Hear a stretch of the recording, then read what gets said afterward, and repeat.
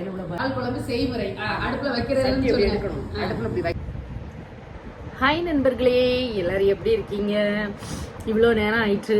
ஒரு சில பேராவது எதிர்பார்த்துருப்பீங்க, ரதியம்மா வந்து வெட்டிங் டே வீடியோ போடுறேன்னு சொன்னாங்களே, இன்னும் போடலையே என்னடா அப்படின்னு நினச்சிருப்பீங்க. காலையில் வந்து ஒரு வீடியோ வந்து மிட் நைட்டில் அன்டைமில் எடுத்து ஒரு வீடியோ போஸ்ட் பண்ணேன். அது வந்து என்னுடைய ஃபேஸ் தெரியலை, நான் பேசின கருத்துக்கள் நல்லா இருந்துச்சு, பட் வந்து என்னுடைய ஃபேஸ் தெரியலை அப்படிங்கிறதுனால ரொம்ப இருட்டாக இருந்துச்சு. வீடியோவே பார்க்க இரிட்டேட்டாக இருந்த மாதிரி எனக்கே தோணுச்சு. ஸோ வந்து நான் அந்த வீடியோவை டெலீட் பண்ணிட்டேன். இன்னைக்கு வந்து ப்ளவுஸ் வந்து நான் இன்னைக்கு தான் தைச்சேன். சரியா, ப்ளவுஸ் தைக்க டைம் ஆயிட்டு. தென் வந்து எந்த ஒரு இதுவுமே போடுறதுக்கு கொஞ்சம் இன்ட்ரெஸ்டே இல்லாத மாதிரி இருந்துச்சு. அப்படி தான் வீட்டுக்குள்ளே உட்காந்து இருந்துட்டு ஃபேண்டா கலர் சாரீக்கு வந்து ப்ளவுஸ் தைச்சிட்டு இருந்தேன்.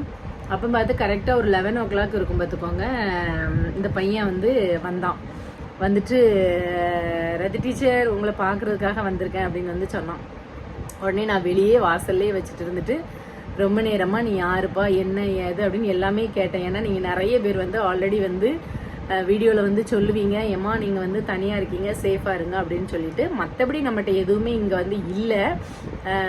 நம்மள்கிட்ட வந்து யாரும் எதுவும் அடித்து அப்பிட்டு போகிறதுக்கு இங்கே வந்து எந்த ஒரு இதுவும் இங்கே வந்து கிடையாது. இருந்தாலும் நம்மளுக்கு வந்து நம்ம இப்போ இருக்கிறதே ஒரு சேஃப்டியாக தானே இருக்கணும். அதனால் கேட்டேன். அந்த பையன் எல்லா டீட்டெயில்ஸு எல்லா இதுவுமே வந்து கரெக்டாக இருந்துச்சு. வச்சுருந்த பாசமும் வந்து உண்மையாக இருந்துச்சு. அதுக்கப்புறம் தான் வந்து என்ன பண்ணேன் அப்படின்னா உள்ளே விட்டேன். வந்து வெளியே நம்ம வாசல்கிட்ட வந்து அந்த வெளியே உட்கார்ந்துருக்கிற திண்டு இருக்கு இல்லையா, அதில் உட்காந்து தான் பேசிகிட்டு இருந்தாப்புல. ஒர்க் பண்ணுற ஸ்கூலு, அவனுடைய ரோல் மாடல் டீச்சரு, அதுக்கப்புறம் நம்மளை என்ன வந்து ஏன் பிடிச்சிது, அப்புறம் அவங்க ஃபேமிலி டீட்டெயில்ஸ் எல்லாமே வந்து ஷேர் பண்ணான், எல்லாமே காட்டினான். சரின்ட்டு நான் ஒரு 1/2 hour உட்காந்து பேசிகிட்டு இருந்தேன். அதுக்கப்புறம் சரி இவ்வளோ தூரம் வந்திருக்கானே சாப்பிட்டுட்டு போடா அப்படின்னு சொல்லிட்டு இருந்தேன். அதுக்கப்புறம் தான் கொஞ்சம் நேரம் கழித்து அம்மா வந்து நான் உங்களுக்கு வந்து என்னை வந்து நீங்கள் பெக்காத பையனாக நினச்சிக்கோங்கம்மா, இன்றைக்கி உங்களுக்கு வந்து வெட்டிங் டே. ஸோ கண்டிப்பாக என் சார்பாக உங்களுக்கு வந்து நீங்கள் இப்போ இருக்கிற சிச்சுவேஷன் வந்து எனக்கு புரியுது. எனக்கு அந்த ரொம்ப பாசமாக ரொம்ப ஒரு கனிவாக பேசிச்சு அந்த பையன். உங்களுக்காக ஒரு சாரீ எடுத்துகிட்டு வந்திருக்கம்மா. ஏன்னா நான் நிறைய யோசிச்சு பார்த்தேன் என்ன கொண்டுட்டு போகலாம் அப்படின்ட்டு. அதுக்கப்புறம் பார்த்தா ரதியம்மாவுக்கு வந்து அவங்க ஆசைப்படுறதே வந்து என்ன அப்படின்னா, மெயினாக சாரீனா ரொம்ப ஆசைப்படுவாங்க, எவ்வளோ சாரீ வச்சுருந்தாலும் அப்படின்னு சொல்லிட்டு அந்த பையன் வந்து கேட்டான். இந்த கஸ்தூரி அம்மாவும் உங்களுக்கு சாரீ கொடுத்தாங்களம்மா அப்படின்னு சொல்லிட்டு அந்த பையன் சாரீ கொண்டு வந்திருந்தான். உண்மைக்குமே வந்து அந்த கிளிப்பிங்ஸ் எல்லாமே ஆட் பண்ணுறேன். சரியா, ரொம்ப உண்மைக்குமே எனக்கு ரொம்ப பிடிச்சிருக்கு. பட் நான் நேற்று கட்டியிருந்தேன் இல்லையா ஒரு மாதிரி அந்த ப்ளூ கலரில் தான். எத்தனை கலர் இருந்தாலும் டிசைன் வேறு. பட் அந்த மனசு அப்படின்னு ஒன்று இருக்கு இல்லையா, அந்த மனசு ஒன்று பெருசு. எனக்காக 2-3 hour வெயிட் பண்ணி இருந்து அந்த பையன் வந்து இதை ஒன்று கொண்டு வந்தேன்னா. ஸோ இந்த சாரியை நான் உங்களுக்கு வியர் பண்ணி அந்த பிள்ளைக்காகவும், சரியா, அந்த பிள்ளைக்காகவும் நான் வியர் பண்ணி காட்டுறேன். இந்த ப்ளவுஸ் போட்டு இந்த சாரியை நான் வியர் பண்ணலான்னு இருக்கேன். ரெடியாகி ரதியம்மாவுக்கு வந்து என்னுடைய வெட்டிங் டேக்கு விஷ் பண்ணுங்கள். மற்ற பிள்ளைகளாகிய உங்களோடையும் சேர்ந்து நான் இந்த வெட்டிங் டேயை செலிப்ரேட் பண்ணுறேன். ஓகேவா? இன்னைக்கு வந்து ரதியம்மாவுடைய வெட்டிங் டே அப்படின்னு வந்து தெரியும். உங்கள் சார்பாக இந்த சோசியல் மீடியா மூலமாக நிறைய பிள்ளைங்க வந்து எனக்கு கிடைச்சிருக்காங்க.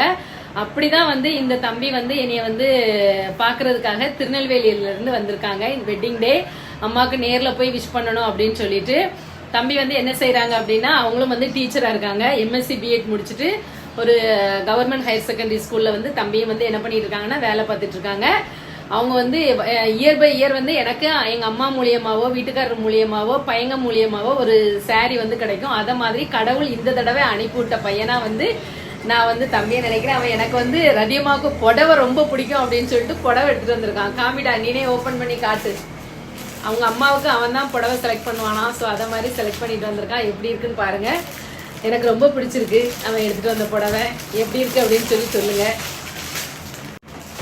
என் தம்பிகிட்ட வந்து புடவையை வந்து சந்தோஷமா நான் வந்து வாங்கிக்கிறேன். சரியா, காலத்தால் ஒரு அழியாதது அப்படின்னு சொன்னா நம்ம புடவை அப்படின்னு சொல்லலாம். அதே மாதிரி எல்லாருக்கும் பிடிச்ச ஒண்ணு, எத்தனை மாடர்ன் ட்ரெஸ் இருந்தாலும் எல்லாருக்கும் பிடிச்ச ஒண்ணு இதுதான். அவங்க வீட்லயும் உங்க வீட்டுல 3 பசங்களா? 3 பசங்களா அவங்க வீட்லயுமே வந்து. ஸோ அம்மாவுக்கு அவன் தான் செலக்ட் பண்ணி எடுத்து கொடுப்பேன்னா அதுவே வந்து ஒரு பெரிய விஷயம். முன்னாடி வந்து அம்மா கஷ்டப்பட்டு வந்து அவங்கள நல்லா உழைச்சி படிக்க வச்சிருக்காங்க. இன்னைக்கு வந்து அம்மாவை உட்கார வச்சு அந்த பையன் பார்த்துட்டு இருக்கான். நான் பேசி பார்த்தேன் இவ்வளோ நேரமா. பேசி பார்த்து ரொம்ப நல்ல பையனா இருக்கான். அவங்களுடைய டீச்சர்ஸை வந்து ரோல் மாடலா எடுத்து அது எல்லாமே என்கிட்ட ஷேர் பண்ணிக்கிட்டு இருந்தான். அதுக்கப்புறம் தான் நான் வீட்டுக்குள்ளேயே விட்டுருக்கேன்.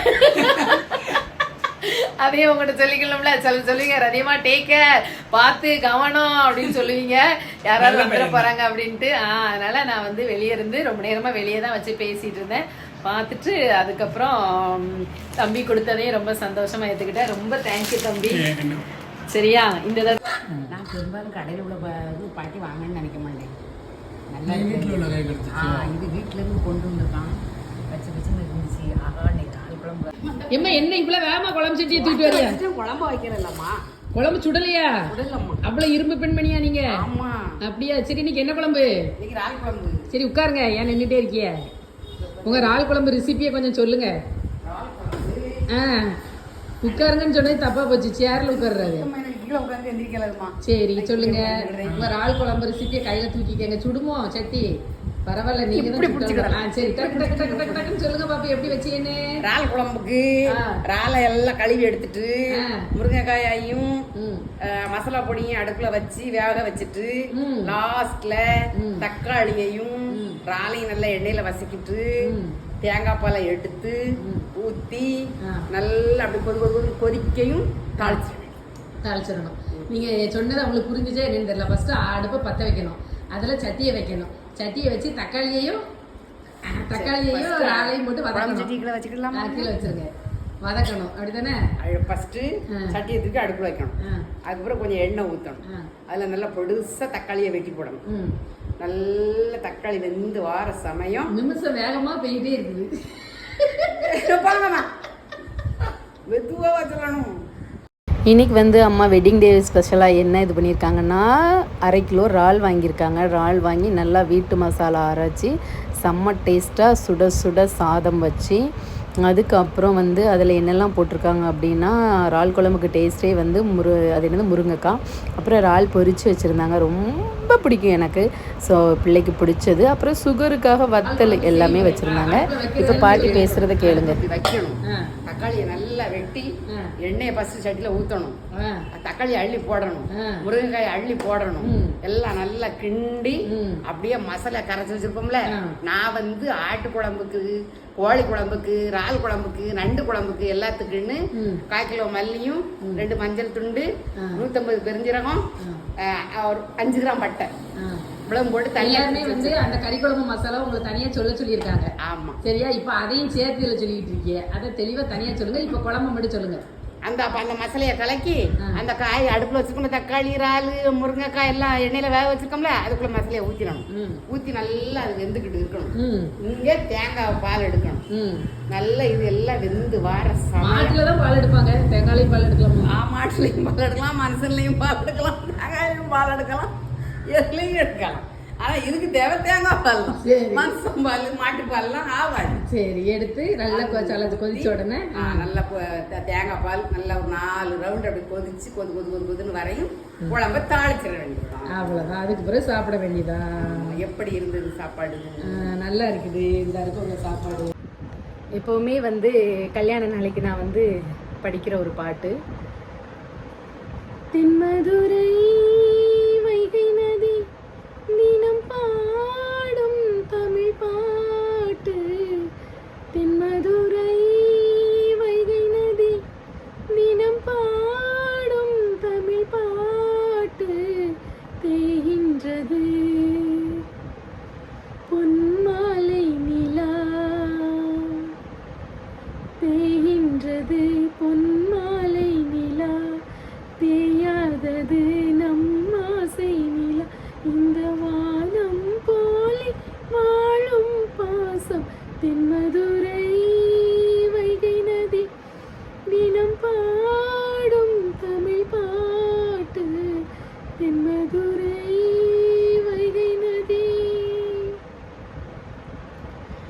நெஞ்சில் உன்னை நாளும் வைத்து கொஞ்சம் வண்ண தோகை ஒன்று, பூவை சூடி பொட்டும் வைக்க மாமன் உண்டு மானே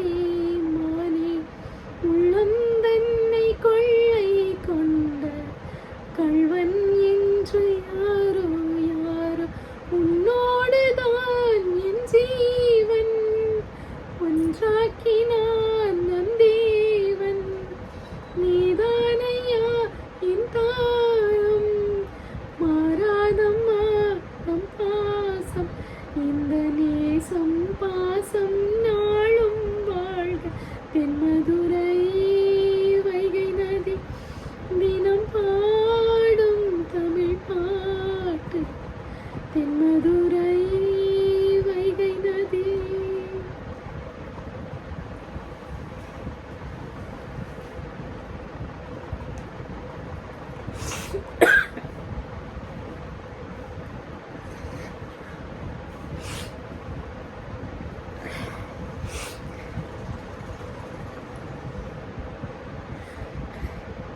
இந்த பாட்டெலாம் என்னுடைய லைஃப்பில் என் மனசோட என் வாழ்க்கையோட கலந்த பாட்டு. அதனுடைய ஃபீலிங்ஸ், அர்த்தம் எல்லாமே அந்த வாழ்க்கையை வாழ்ந்து புரிஞ்சவங்களுக்கு மட்டும்தான் தெரியும்.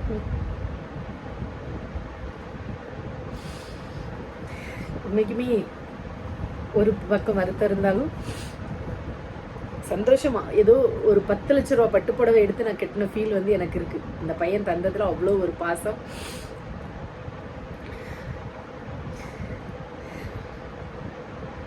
இதே மாதிரி நம்ம வீட்டு பால் காய்ப்பு ஃபங்க்ஷனுக்கும் நீங்கள் எல்லோரும் வந்து ரொம்ப நல்லபடியாக சிறப்பித்து கொடுக்கணும் அப்படின்னு நான் வந்து கேட்டுக்கிறேன்.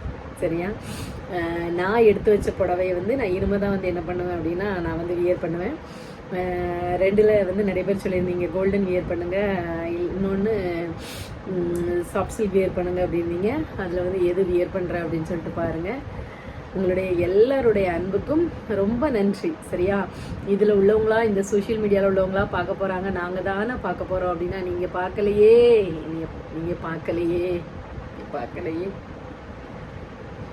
நோய் நொடியில் இருந்த சமயத்துலேயும் சரி, இப்பவும் சரி, கடவுள் ஏதோ ஒரு ரூபத்தில் இதில் உள்ள பிள்ளையில தான் அனுப்பி விடுறாரு.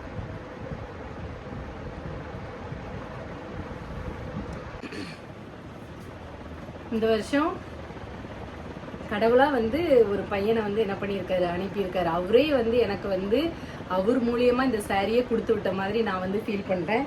எப்படி இருக்குது அப்படின்னு சொல்லுங்கள்.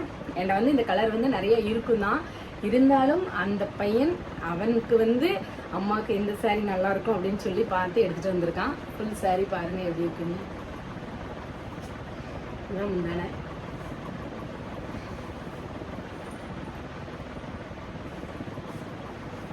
எப்படி இருக்கு?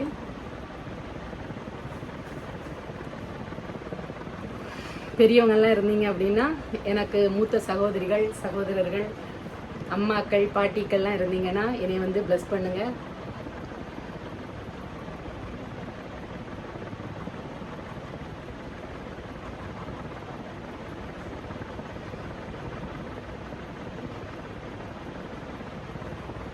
எப்பவும் இதே போல இரு அப்படின்னு சொல்லாதீங்க. சந்தோஷமா என் லைஃப்ல நான் இருக்கணும். அதுக்கு உங்களுடைய ஆசீர்வாதம் எனக்கு தரும். என்ன பேச அப்படின்னே தெரியல.